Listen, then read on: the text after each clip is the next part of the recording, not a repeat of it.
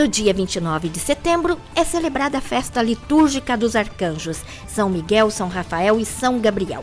Vamos conhecer a missão deles na história. Um mês de setembro cheio de festas e peregrinos na Terra Santa. As diferenças de cultura e religião não são um obstáculo para as manifestações de convivência e respeito. A terceira reunião do Comitê Científico do Museu da Terra Santa aconteceu em Jerusalém. Reuniões de trabalhos e visitas, aguardando a abertura da sessão final do museu. Na Terra Santa, Acre é lembrado de uma maneira particular, por ser o lugar por onde São Francisco passou entre 1219 e 1220. Nesta primeira parte do especial sobre o arquiteto Barluzzi, através das palavras de Padre Giuseppe Garufini, percorreremos os santuários que exprimem o sentido do mistério.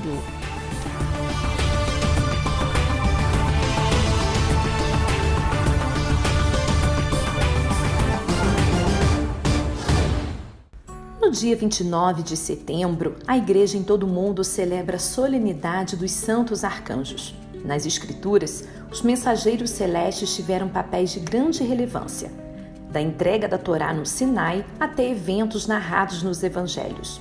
São Miguel, príncipe da milícia celeste e cujo nome significa quem como Deus, é muito venerado no Monte Gargano, na Itália. Segundo uma tradição, o arcanjo teria aparecido no local no século V a um bispo após o incidente em que um touro atacou misteriosamente o seu pastor. São Rafael, que significa Deus curou, apareceu no Antigo Testamento no livro de Tobias, em belas páginas que contam como restituiu a vista do piedoso Tobit e acompanhou o filho Tobias em todo o seu caminho até se encontrar e casar com Sara. Já São Gabriel é recordado de forma especial em Nazaré, na Basílica da Anunciação, pois foi ali que, segundo a tradição, o arcanjo anunciou a Maria que seria a mãe do Salvador. Mas quem foi este anjo, cujo significado do nome é força de Deus? Ele foi citado nas profecias de Daniel, anunciou o nascimento de João Batista e é conhecido como portador das mensagens divinas. Questo è molto importante perché l'arcangelo Gabriele è l'annunciatore non de se Isso stesso. é muito importante porque o arcanjo São Gabriel é anunciador não de si mesmo, não da própria vontade, mas da vontade de Deus. Em São Gabriel, encontramos algo que tanto falta em nós cristãos: a docilidade de fazer a vontade de Deus. Ele é dócil e não pergunta a Deus: tu me mandas portar uma mensagem, mas é justo ou não é justo? O anjo não coloca em discussão a vontade de Deus. Gli angeli non mettono in discussione la volontà di Dio. Um outro anúncio foi ainda mais significativo. No encontro do anjo com a Virgem Maria, o sim que mudaria para sempre a história da humanidade. A partir deste diálogo, se constituiria a oração do Ângelus, uma das orações mais conhecidas na igreja e rezada cotidianamente, às 6 da manhã, meio-dia e 6 da tarde, por fiéis de todo o mundo. Todos os dias, ao meio-dia, os frades franciscanos rezam solenemente esta oração na Basílica da Anunciação, diante da Gruta do Anúncio.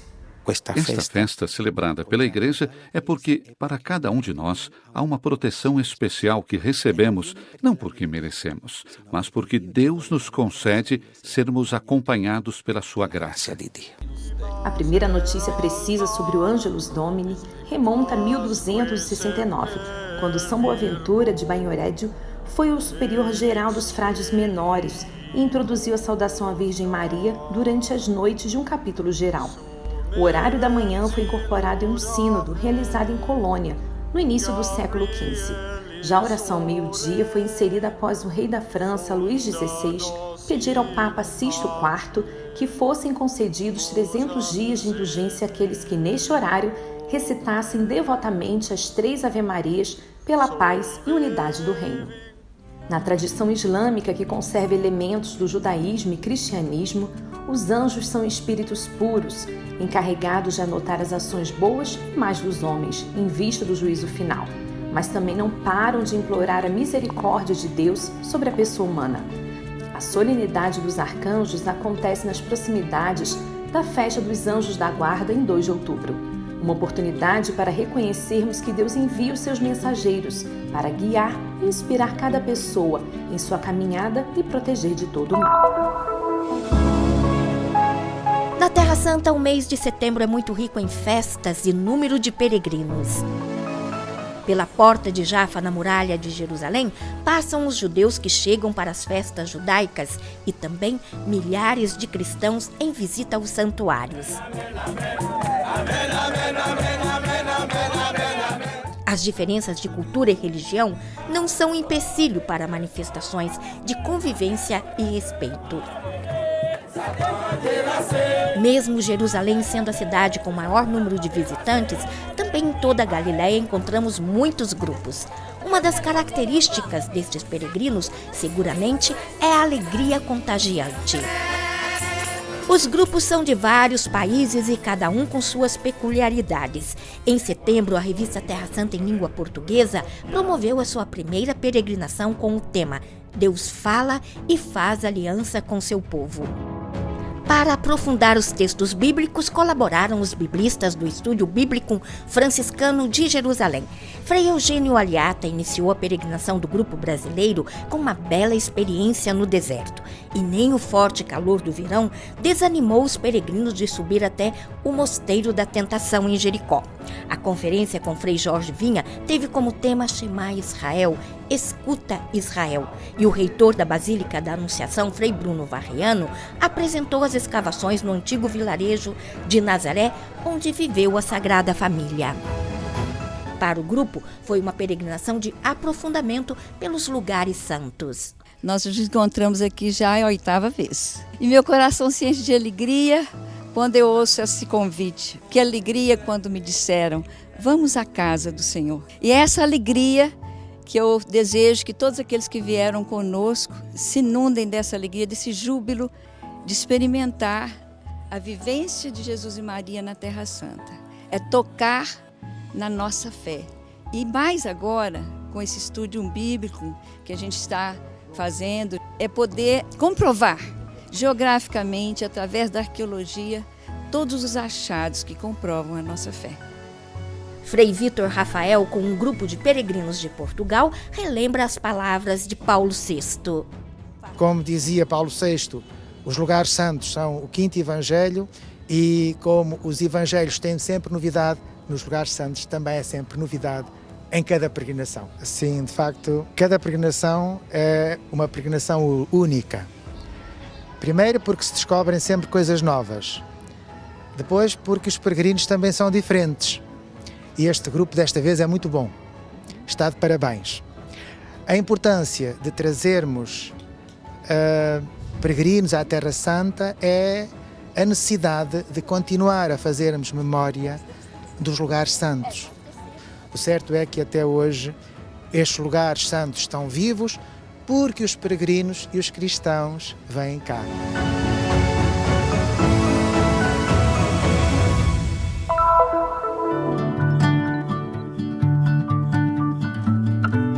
Do domingo 23 até a quarta-feira 26 de setembro, a Custódia da Terra Santa acolheu a 3ª reunião do Comitê Científico do Museu Terra Santa, uma sessão que começou com a descoberta da herança artística de Belém, uma herança cristã que será avaliada no futuro museu.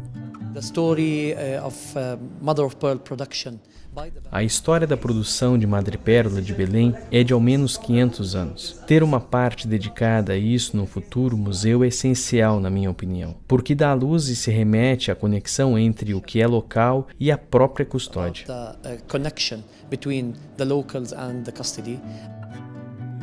A Assembleia Plenária do Comitê apresentou o progresso da museografia e o diagnóstico arquitetônico do espaço do museu. Tivemos a primeira fase, aquela do projeto preliminar de cenografia, e a fase do projeto em si, no qual serão inseridos os elementos constitutivos, janelas, iluminação, conservação das obras. Uma profunda reflexão conduzida por 2 caminhos, que serão propostos na nova sessão final do Museu Terra Santa. Penso que esta sessão será muito popular entre o público. O percurso que tem sido estudado é muito preciso e convincente e conta com a história das peças do acervo. É um itinerário que se voltará a um público muito variado, católicos, mas também protestantes, ortodoxos, judeus e muçulmanos. Les protestants, les orthodoxes, les juifs, d'autres. A sessão de trabalho temático foi a ordem do dia do comitê, especialmente para a próxima publicação de catálogos de paramentos, madrepérola e ourivesaria, que oferecerá uma verdadeira imersão no coração das coleções do Museu Terra Santa. O capítulo de platería, de orfebrería, é muito importante na exposição que se vai fazer no futuro. A ourivesaria é muito importante na exposição a ser realizada no futuro museu. Se estou aqui é porque, com humildade, estudei ourivesaria por muitos anos e ensinei na Universidade de Madrid a ourivesaria. Há outros especialistas, como Paulus Heiner, que vem do Museu Kunsthistorisches de Viena, que estudará outras peças da Europa Central, Alemanha, Áustria e Hungria. Que vai estudar outras peças que têm origem centro-europeu, alemão, austríaco, húngaro, etc., de Centro-Europa. Ao final desta reunião de trabalho, o comitê pôde conhecer a nova ala arqueológica do Museu Terra Santa, inaugurada em junho passado. Ici, on voit des objets absolument inconnus. Vemos objetos absolutamente desconhecidos que têm uma qualidade arqueológica e estética excepcional, e temos a impressão de redescobrir um lugar. Os próximos passos do museu, do momento que tivermos terminado a escolha dos objetos que serão apresentados, é hora de pensar sobre a museografia inspirada pelo que foi feito para dar aos visitantes a ideia de continuidade. É absolutamente essencial. Para a data de abertura, escolhemos uma data simbólica. Gostaríamos que fosse na festa de São Francisco em 2020, ou seja, 4 de outubro de 2020. Le 4 octobre 2020. Acre, uma cidade milenar, cujas escavações apontam para cerca de 3.000 anos antes de Cristo. As primeiras menções sobre o lugar estão contidas em textos egípcios do século XIX a.C., quando a terra prometida foi dividida em sorteio entre as tribos de Israel. Acre foi atribuída à tribo de Asser, contudo os israelitas não conseguiram conquistá-la. Por sua posição costeira estratégica, esta localidade foi continuamente habitada por numerosos povos ao longo dos séculos. A presença cristã é atestada na cidade no fim do ano 58 da Era Cristã, quando Paulo e seus companheiros, no retorno de sua terceira viagem missionária, de Tiro partem para Ptolemaida, nome dado a Acre pelos gregos, conforme descrito nos livros dos Atos dos Apóstolos. Aqui encontram os irmãos cristãos locais e permanecem durante um dia, até se dirigirem a Cesareia no dia seguinte. Nas proximidades do dia de São Francisco, em 4 de outubro, Acre é recordada de forma especial, pois foi por onde o santo passou entre os anos de 1219 e 1220, após ter encontrado em Damieta, no Egito, o sultão Malek el-Kamel. Desde essa época, o convento de Acre se tornou a sede da província franciscana Além-Mar. Após a invasão dos mamelucos, com relatos do martírio de cerca de 30.000 cristãos em Acre, entre eles frades menores e clarissas, somente em 1620 foi possível restabelecer uma presença franciscana na cidade. Em 1737, perto do farol e com vista para o mar, foi construída a igreja de São João Batista, onde hoje é a paróquia da pequena comunidade católica latina. Marcas do legado e da vida do pobrezinho de Assis, que atraiu e continua a atrair todas as gerações. Aqui em Acre, como nos dedicamos a locais, então, espiritualidade e diálogo com outros como muçulmanos e também cristãos de diferentes como denominações.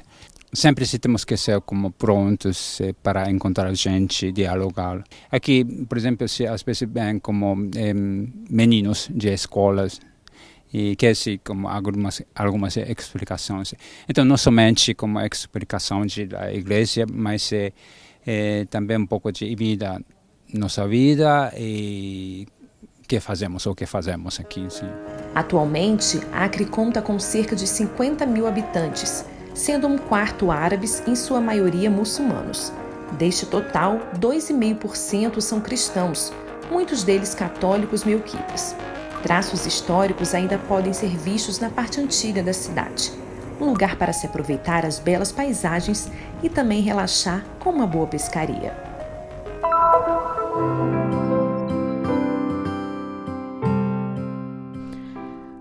Os peregrinos que nas últimas décadas vieram para a Terra Santa para refazer os lugares onde Jesus Cristo viveu os mistérios de sua vida terrena, têm a graça de o poder tocar com a mão, de poder celebrar nos lugares em que Jesus viveu.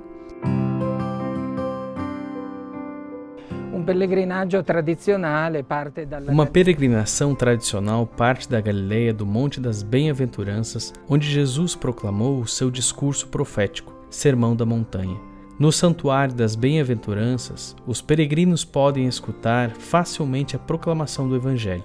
Então descem ao Santuário de Tabga, molham os pés no lago de Tiberíades e vivem um momento em que Cristo ressuscitou e reencontra seus discípulos e confia a Pedro o mistério de pastorear a sua igreja. E assegna a Pietro il ministero di pascere la sua chiesa. Subindo para o Monte Tabor para fazer a experiência de Jesus transfigurado, aprecie uma bela vista e veja a planície da Galileia e as fronteiras ao redor. Visite Caná, onde pode renovar as promessas matrimoniais. Aqui Jesus santifica o casamento cristão com aquele primeiro milagre que transformou água em vinho. I pellegrini poi lasciano la Galilea e scendono verso la Giudea attraversando. Os peregrinos entram e saem da Galileia e descem em direção à Judeia, atravessando todo o Vale do Jordão e chegando ao lugar em que Jesus foi batizado por João. Eles renovam suas promessas batismais. Mas então, para celebrar a Eucaristia, eles entram em Jericó e vão para o Santuário do Bom Pastor, a paróquia franciscana de Jericó, que lembra todas as passagens de Jesus, a cura do cego Zaqueu. Vá a Betânia, a casa da amizade e o lugar do túmulo de seu amigo Lázaro, e em seguida o santuário de Betfagé, que lembra o ponto em que Jesus sobe no potro para entrar em Jerusalém.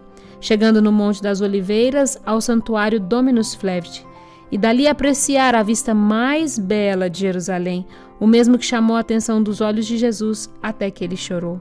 Ma un pianto ben più amaro attende Gesù a poche centinaia di metri più in basso. Mas um choro mais amargo aguarda Jesus algumas centenas de metros abaixo. No santuário do Getsêmani, que inclui o jardim do Getsêmani, onde Jesus se retirou para rezar com Pedro, Tiago e João, os mesmos que o acompanhou no Monte da Transfiguração, e na rocha em que sozinho ele chorou lágrima de sangue e se abandonou à vontade do Pai, ao beijo do traidor e à vontade dos homens. Quem o trará à flagelação no dia seguinte o carregará com a cruz. Alle mani degli uomini che lo porteranno il giorno dopo alla flagellazione e a caricarlo della croce. A flagelação é o momento em que Jesus será carregado com a cruz. São lembrados dois santuários distintos dos quais os peregrinos podem sair e, através de toda a via dolorosa que Jesus percorreu, chega à capela do Calvário, onde Jesus realiza o mistério da redenção do homem. Então, pode ir a Belém para admirar o claustro de São Jerônimo, ou a Gruta dos Pastores, que lembram uma tenda em que os anjos foram anunciar o nascimento de Jesus, ou chegar ao lugar da visitação e a encarem. Mas que sentido tem em refazer todos esses santuários? Em todos os santuários, os peregrinos podem provar e viver os mistérios de Jesus graças ao arquiteto Barluzzi. All'architetto Barluzzi.